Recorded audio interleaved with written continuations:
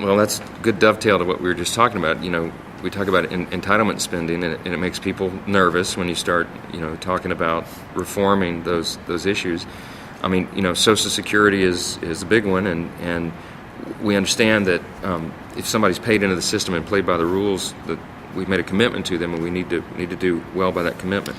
But there's a number of proposals that have been bandied about in recent years about maybe we raise the age a little bit for when you can be a recipient of some of this. The public pension system is, you're right, it's not a sustainable model.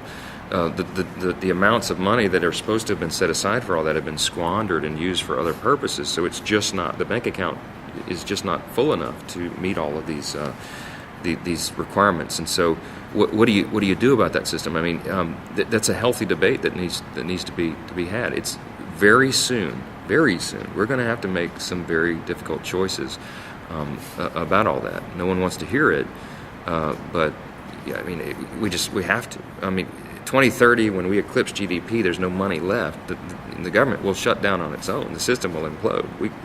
What are we going to not pay our military? I mean, you have to prioritize spending, and those things have gotten out of control. So I'd be a fierce advocate for protecting Social Security benefits, and Medicare and Medicaid, for example, or some people call those entitlements. They're intended to be temporary assistance for people until they can get pulled out of their circumstance, and we need to get back to that model. There's some who need it permanently. We get that, and that's the idea.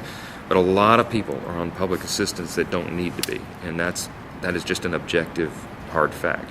And we have to look at that. And if we make government more accountable, and we get the system back to its original intention, I mean, we'll do well by the country, we'll do well by the people, but we'll also be able to sustain our system, and that's really what it's come down to. It's not even about policy preferences anymore. It's about whether or not we're going to survive as a country, literally, with our bank account. So.